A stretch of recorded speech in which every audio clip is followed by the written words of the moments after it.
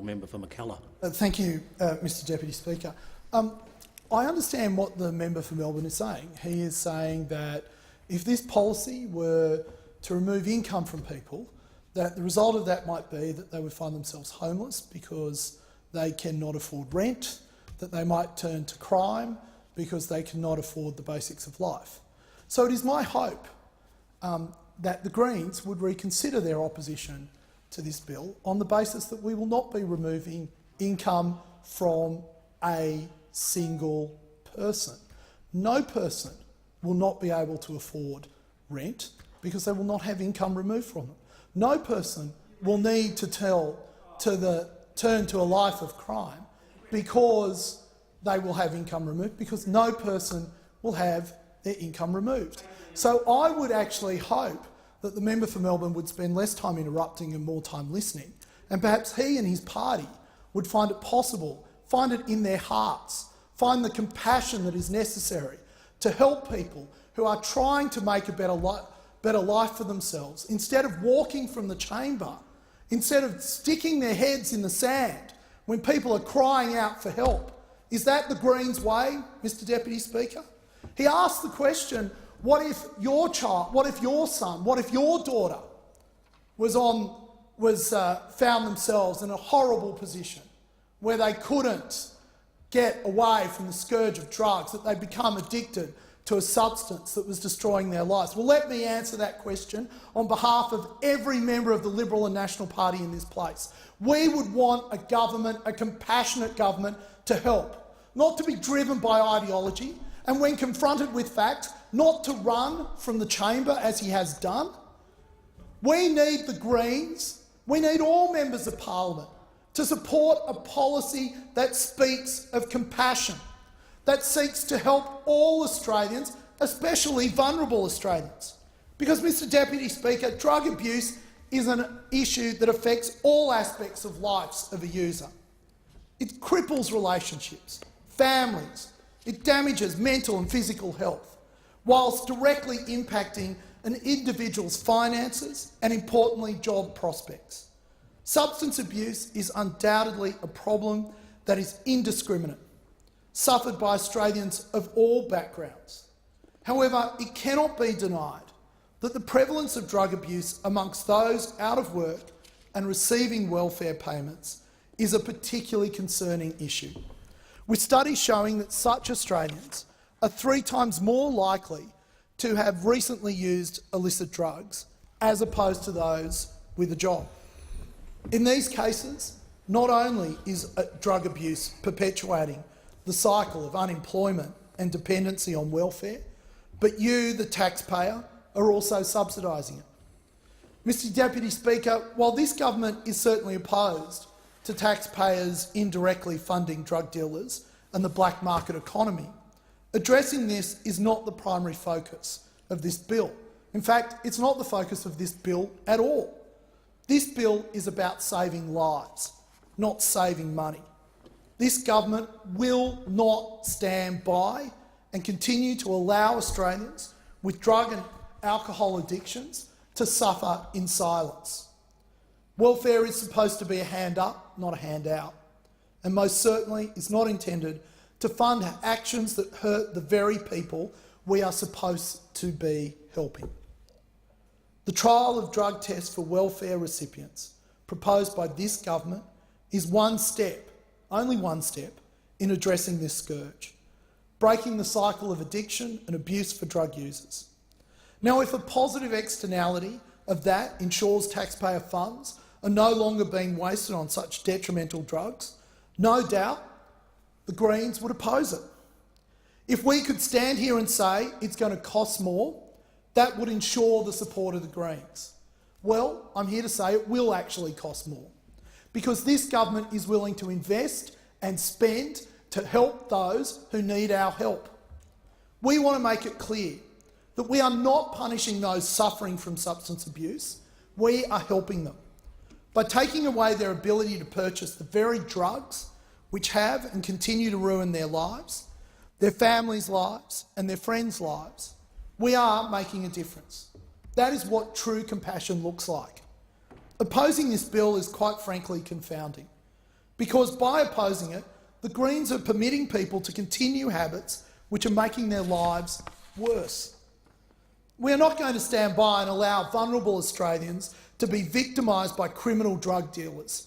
We recognise the need for support and rehabilitation, and it will continue to be available, and we will continue to encourage those who need it to use it.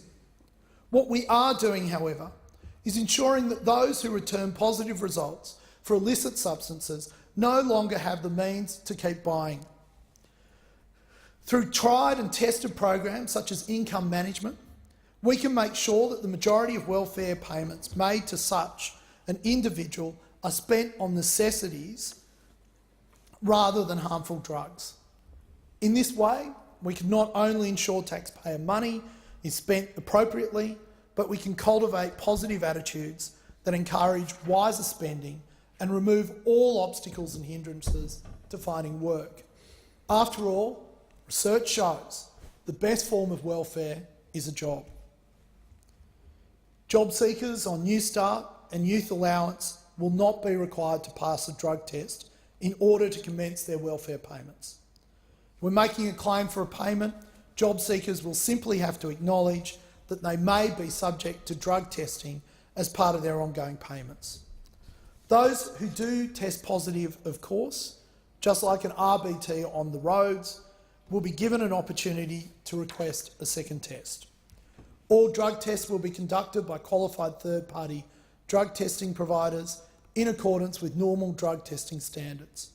Pre-test interviews between the drug tester and job seeker are mandatory in order to identify any factors which may interfere with the test, be it prescribed medication or any other factors. If a job seeker receives a positive drug test, they will continue to receive the same payments. Let us be clear, no one loses money from this. No one will be thrown onto the street or suddenly lose their financial support, as those in the Greens will have you believe. That is not what this bill is about. We are not trying to punish drug users, rather we are helping them break the cycle of addiction.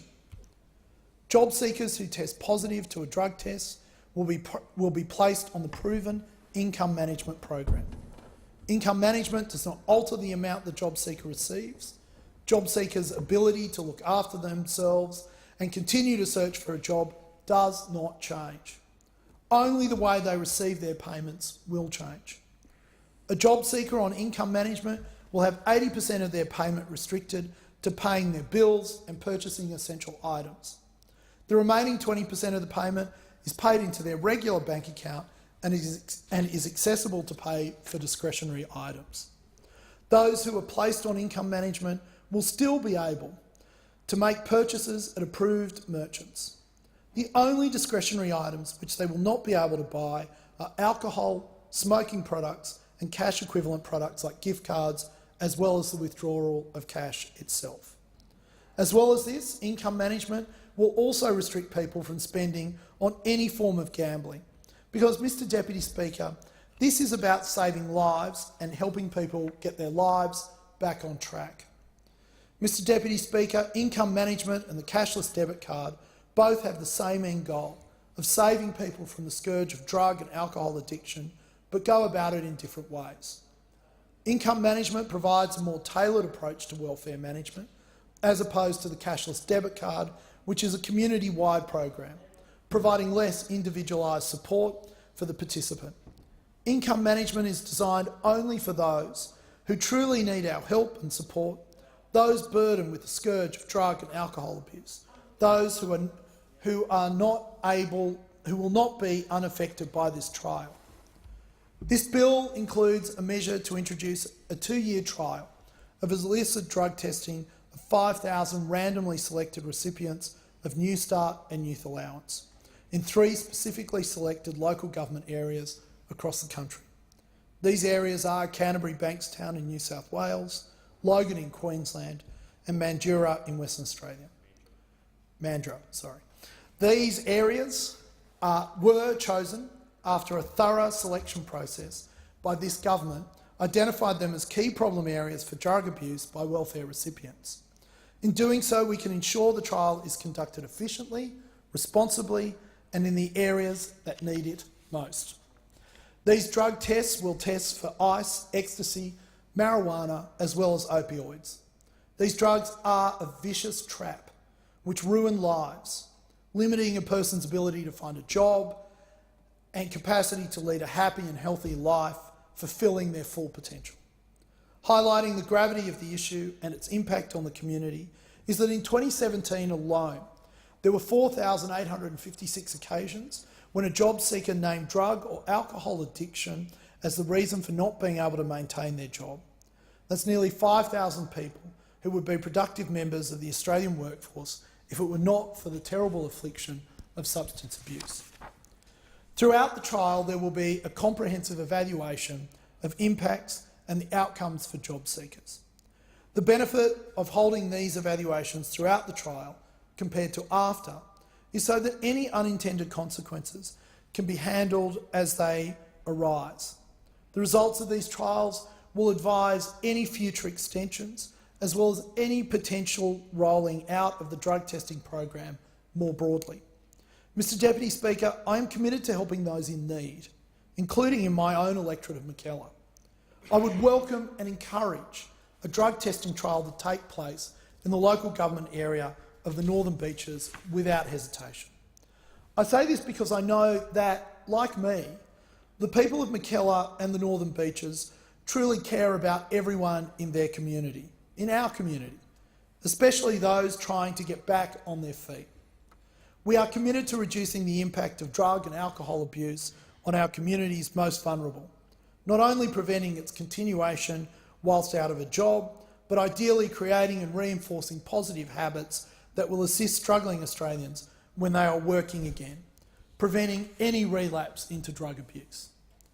Mr Deputy Speaker, to further support those who are struggling with drug and alcohol addiction, the government is providing nearly $10 million in the creation of a dedicated treatment fund. This fund will provide the support where the current Commonwealth, state and territory government support services are not sufficient. It will ensure the government is able to supply additional support services to the areas of the trial which are not meeting the additional demand of drug and alcohol support.